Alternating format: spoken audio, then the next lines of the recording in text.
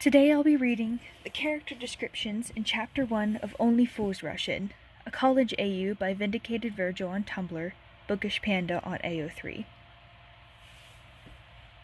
Character descriptions. Roman creative, 21, twin to Remus, lives in an apartment with Logan and Patton. Has short, curly brown hair, wears red nail polish, a brown leather jacket, and a red shirt, skinny jeans, and nice sneakers. Fairly tall, muscular, has his ears pierced but mostly wears jeweled studs. Theater major, but also paints a lot. Has a crush on Virgil. Remus creative, 21, twin to Roman, lives in an apartment with Virgil and Janice. Has long, curly brown hair with dyed gray streaks. Wears a black-green crop top, a leather jacket that has shoulder spikes, and torn, high-waisted skinny jeans with combat boots. Also pretty tall and muscular, has tattoos on his arms and legs and a variety of piercings. Biomed major and medieval history minor. Has a crush on Patton. Patton Hart, 20. Lives in an apartment with Logan and Roman. Has long, pastel pink hair that he puts in a bun. Wears pink nail polish, makeup, rompers, and sweaters, and has dangly earrings. The shortest of the group, chubby, has freckles and colorful floral tattoos on his forearms, shoulders, and upper back, and wears dangly flower earrings. Child development major, has been friends with Logan since elementary school. Logan Crofters, 20, lives in an apartment with Roman and Patton. In a queer platonic partnership with Janice, has short brown hair and wears a polo shirt, tie, and nice jeans. Will sometimes let Patton and Roman paint his nails. Short, not muscular or chubby, just kind of in between, and has some constellation tattoos. Double major in astronomy and chemistry. Has been friends with Patton since elementary school. Virgil Cloud, 22. Lives in an apartment with Remus and Janice. Has purple hair with a fringe, wears black nail polish, a hoodie, and torn black jeans. The tallest of the group, very thin, has a few tattoos of lightning and clouds and small black gauges in his ears. Majors in psychology and is a theater minor. Has a crush on Roman and has known Janice since middle school. Janice D, 22. Lives in an apartment with Remus and Virgil. In a queer platonic partnership with Logan, has long brown hair and wears lots of vintage fashion and lots of hats. Short, but not as short as Patton, has eczema on the entire left side of his body. Majors in sociology and minors in psychology. Has known Virgil since middle school. Emil Picani, minor character, 29. Lives in the same building as Roman, Logan, and Patton. Wears sweaters, ties, and often brings the trio baked goods. Average height, chubby, because baked goods, and has various tattoos of different cartoon characters all over his body. He's working on his doctorate in psychology. He becomes a mentor to Virgil, Remy's boyfriend.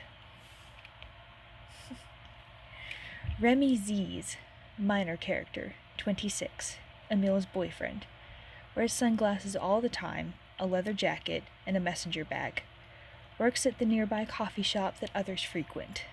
Was a psychology major but never finished his degree. Chapter 1.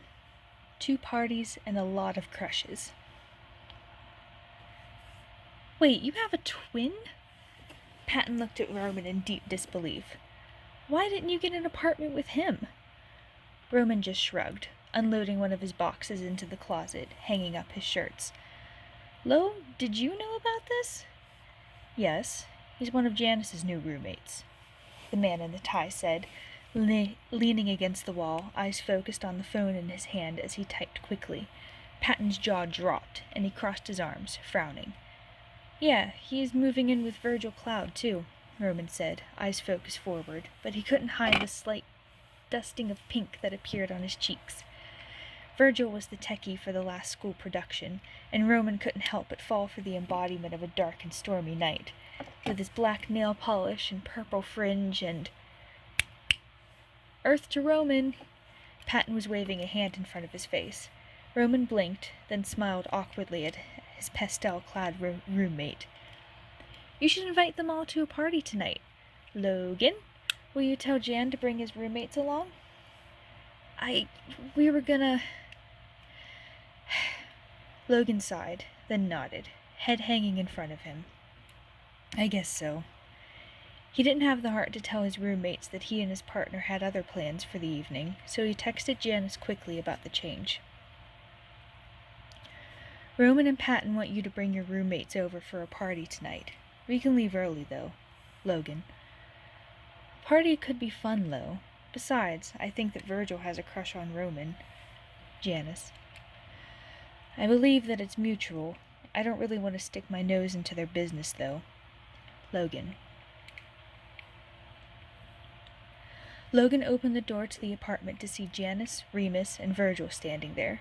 Remus was holding a 12-pack of beer, Janice had a bottle of wine, and Virgil kept his eyes down on the floor, not acknowledging anything as the three stepped into the apartment. Logan kept the door open since it was already warm in the apartment with the three of them. The end of summer was always unbearably hot in their town. Roman immediately gravitated towards Virgil as the others went into the kitchen to open their drinks. Hi, Virgil, Roman said, smiling brightly. I don't know if you remember me. Of course I do, Virgil muttered, leaning against a wall awkwardly. You were the lead in the play last term. Roman stammered over his words, his cheeks once again dusted with pink. Oh, yeah, that. He chuckled awkwardly, rubbing the back of his neck. You, did a really great job as one of the tech guys. It was awesome. Thanks. Virgil stuffed his hands into his jacket pockets, and he still hadn't looked up at Roman. Can I, get you a drink or something? Or, Roman's words trailed off. He wished that Virgil would just look up at him and meet his eyes, and then maybe they'd fall in love. Hey there! Emil stepped in through the open door, carrying a plate full of baked goods. I just wanted to welcome you. Oh, looks like somebody's having a party. Roman grumbled, then went up to the man in the sweater, wondering how he could cope in the heat. Hi there, I'm Emil Picani. I live downstairs. Nice to meet you. I'm Roman, and my roommates Patton and Logan are somewhere, he said, sticking his hand out. Emil giggled and brought the tall man in for a hug. Oh, sorry, I'm a bit of a hugger. Emil laughed, setting the cookies down on a table. You all go to the university? I'm working on my psychology doctorate there. At this, Virgil perked up and came over, and Emil held his arms out for a hug. Please don't, Virgil muttered, and Emil backed up a little, giving a toothy smile. You study psychology? I'm majoring in that, he said shyly, and Emil pulled him by his wrist to the living room. Okay, I'm your mentor now. Let's chat. The two went to sit down on the couch, and Roman frowned. Of course Virgil will be interested in chatting with someone in his field of study, but he really wanted to talk to Virgil. Maybe ask him out on a date. He stuffed one of the cookies that Emil made into his mouth and groaned at how delicious they were. Of course he could bake. He'd probably be able to steal Virgil away, too. Remus was peeking over the corner from the kitchen and noticed his twin's distraught demeanor. He thought about saying something, but out of the corner of his eye he saw Patton smiling brightly at something that Janice said, his sweater sleeves pushed up to his elbows, exposing colorful floral tattoos on his forearms. And that was it. Remus was smitten. He didn't hesitate to approach the trio talking at the dining table. Janice's chair scooted up close to Logan's, Patton resting his chin on his hands as he listened to the pair recall how they decided to become partners over the summer break. Remus settled into a chair next to Patton, and silence fell over the table. I don't believe we've met, cutie pie, Remus said, raising an eyebrow at the small man. Janice and Logan exchanged a look and got up to go chat with Roman, and Patton turned his attention to focus directly onto Remus. You must be Remus, Patton exclaimed suddenly, eyes bright as his smile beamed at the curly-haired man, and Remus suddenly wished that he was wearing sunglasses. "I can't believe I didn't know that Ro had a twin." Ah, you must be Patton," Remus said, realizing that this was the roommate he didn't know. Patton nodded excitedly. Remus stretched his hand out and grazed his fingers against the floral tattoos, and Patton shivered. "These are beautiful, though not as gorgeous as you, Flower."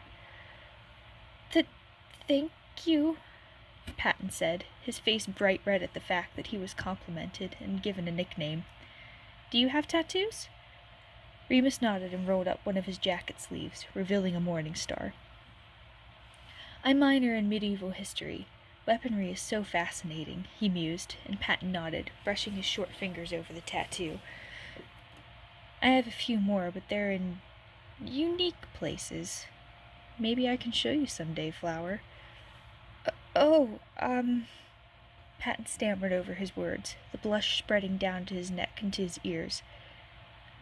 Maybe," Remus smirked, leaning closer to the small man. "If I'm making you uncomfortable, please tell me," he whispered, and Patton shook his head quickly, which made Remus smile. Patton wasn't exactly Remus's usual type. Soft boys never paid much attention to those with piercings and a menacing glare, but Remus quickly realized that Patton wasn't like the others. You're not?" Patton's face was so red and warm that he felt like he could explode. No one like Remus had ever paid him this much attention.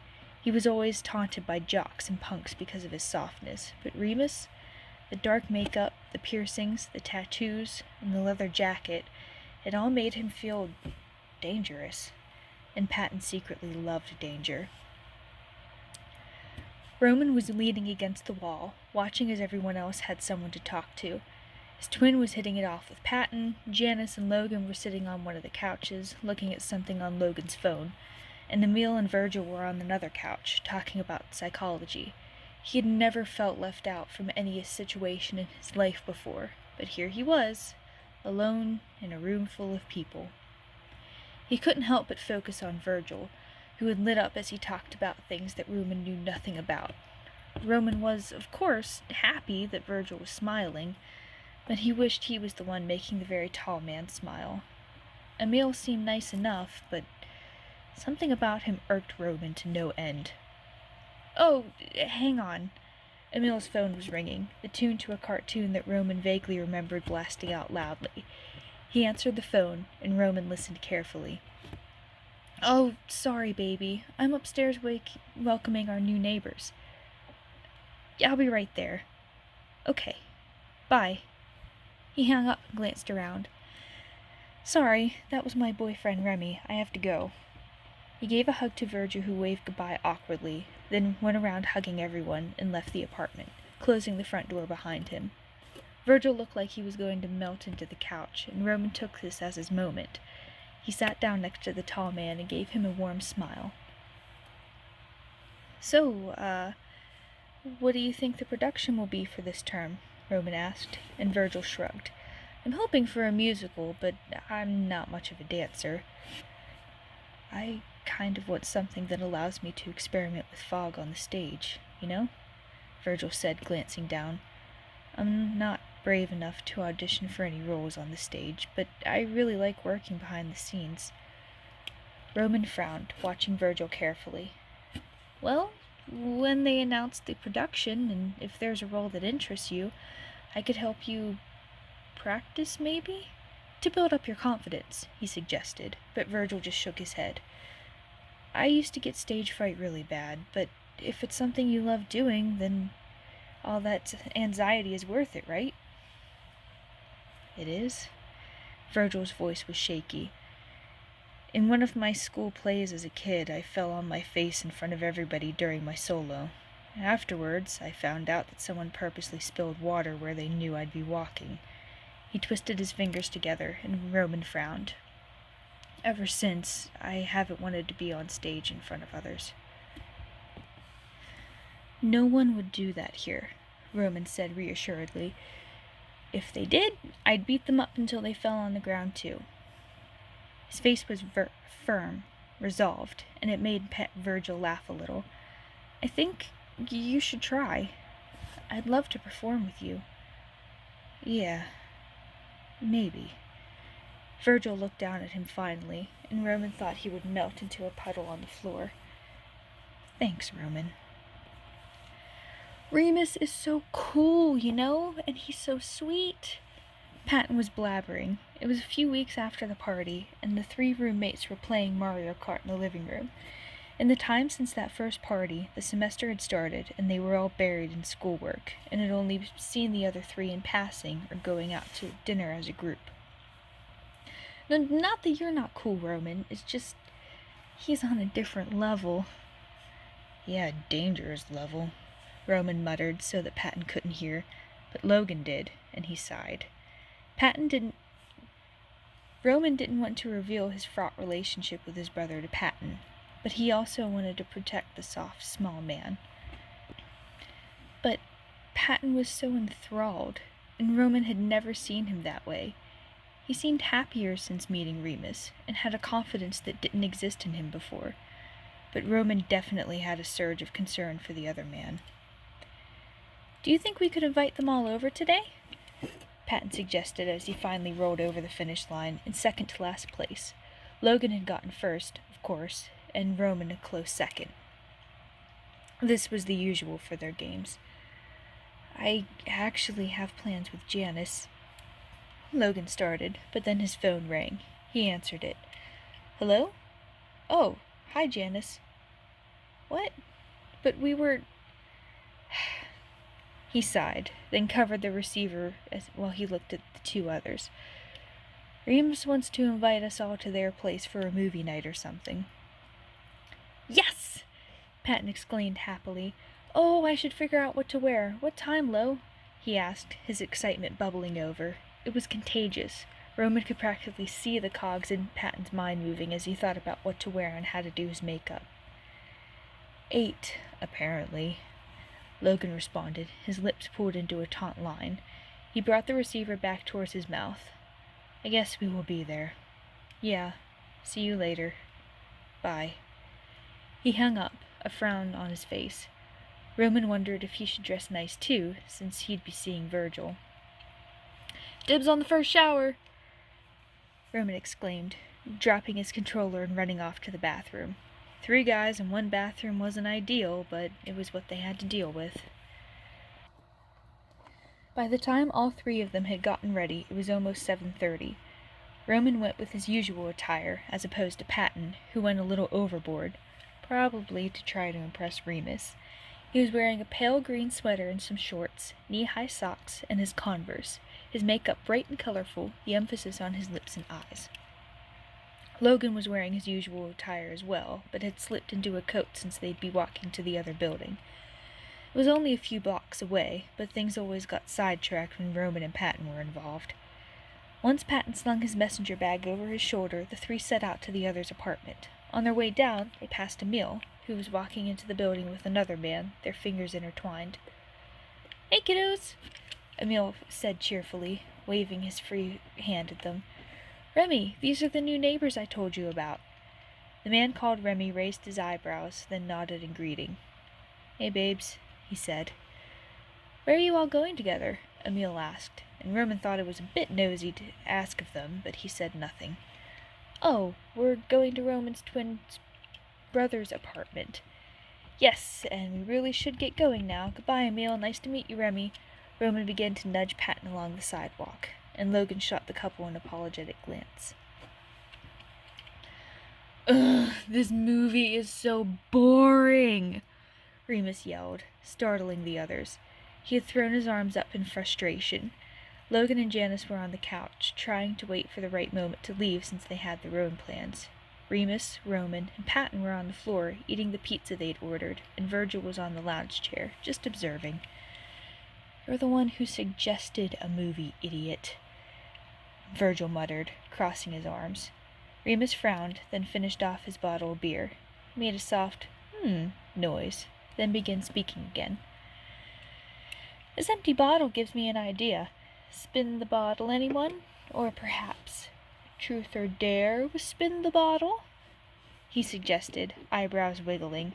Patton's face turned bright red, and some of the others all mumbled their disagreement. Isn't that game for high schoolers, Ree? Roman asked, rolling his eyes. He glanced at Virgil, though, and wondered what it would be like to kiss him tonight. Not that he'd ever do that. Virgil hadn't shown it any interest in him. But... Sounds like fun, Janice said, smirking from his spot next to Logan, who pouted. Janice noticed this and pressed a quick kiss to his cheek. Oh, come now, Lolo. Just a round or two and then we can go, okay? You know how much I love Truth or Dare. Logan sighed, then nodded. Fine. A few rounds. The group moved the coffee table out of the way and sat in a circle, the empty beer bottle laying in the middle of all of them. All right, rule time, Remus started. The spinner asks the person it lands on for truth or dare, and then must ask them. The person who last did the thing spins it next. Capiche? Roman shrugged and then pat Remus on the shoulder. You spin first, bro, he said, settling in as he sat cross-legged on the floor. Remus shrugged and leaned forward, spinning the bottle. It pointed towards Logan, who sighed. Remus smirked, crossing his arms, deep in thought. Truth or dare? Remus asked finally, meeting Logan's eyes. It was silent for a few moments as Logan pondered his options. Janice leaned over and whispered something in Logan's ear, and his partner nodded. Truth, Logan said confidently, and Remus raised an eyebrow. Would you wear your best friend's used underwear if you went camping and ran out? Remus asked, and Patton giggled, covering his mouth to prevent spit from flying everywhere. Logan glanced at Janice, who was trying to hide his laughter at the audacity of the question. Yeah, I would. I've worn Janice's underwear before. Whoa, too much info. Stop. Virgil waved his hands, groaning. Patton pouted a little, frowning at Logan and Janice. I thought I was your best friend, Lo, he asked, and Janice hit his forehead with his hand. You, Pat... Ugh. Logan was exasperated, and he glanced at Patton carefully. We're both my best friends, okay? Patton seemed pleased with this answer, a smile crossing his features again. Logan leaned forward to spin the bottle, and it landed on Remus. I mean, if it's just you two who get to play, that's fine, Virgil commented, leaning his back on the lounge chair behind him. Maybe if it lands on Logan again, though, respin? Patton suggested, and everyone else nodded in agreement. Remus just shrugged, and then nodded to Logan. Dare me, Lo Daddy, he cackled, and Janice rolled his eyes, but still slid his hand over to rest on Logan's thigh, a protective glare directed at Remus. I dare you to get an A in one of your courses this semester, Logan smirked, adjusting his glasses. A few of the others grumbled about how that wasn't fair, but Roman nodded in acceptance and held his hand out to shake Logan's. Dealio. Spun the bottle again and it landed on Roman. All right, Twinny Twin, truth or dare? He waggled his eyebrows at his twin. I knew better than to ask you to ask me a truth, so dare, Roman said, confident with his decision. An evil look crossed Remus's eyes only briefly as he glanced between Roman and Virgil. Kiss the back of Virgil's knee, he said simply, and Roman nearly choked on his saliva. Virgil buried his face in his hands, grumbling a little. Patton started to defend the two. Now, Virgil, you don't have to. Yes, I do. It's a fucking dare, Virgil mumbled, standing up. He rolled one of his pant legs up and turned around so the back of his leg was facing Roman, whose face was bright red and who felt like his breath was being stolen from him. Just make it quick, Princey. Roman turned more red at the nickname, which probably stemmed from his role in the production from the previous semester. He scooted over to Virgil and pressed his lips to the bend between Virgil's thigh and calf, and then scooted back, saying nothing. The tall man rolled his pant leg back down and sat down, explicitly not looking at Roman. His face was slightly pink. After a few awkward beats, Roman leaned forward and spun the bottle. It landed on Patton, who looked to be in deep thought.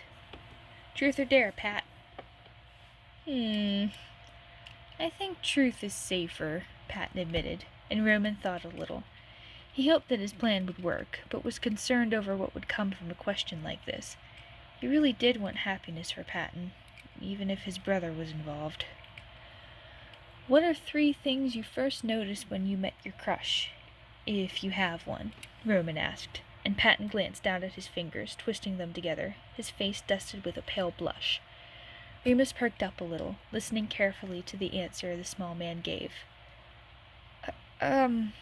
Well, I noticed that he has gray in his hair, that he has a lot of piercings, and that he has a cute smile." Patton said this so quietly that everyone had to lean to hear it. Patton's face was bright red by the time he finished listing off the attributes, and everyone's eyes trailed over to Remus, who was smirking. Patton quietly excused himself and practically ran to the restroom, grabbing his bag along the way, leaving the rest of the group in awkward silence. "Fuck, that's on me," Roman said, standing up. "I'll go check on him," he said, and followed Patton to the bathroom, knocking on the door once. "Pat, it's me, Roman. Are you okay?"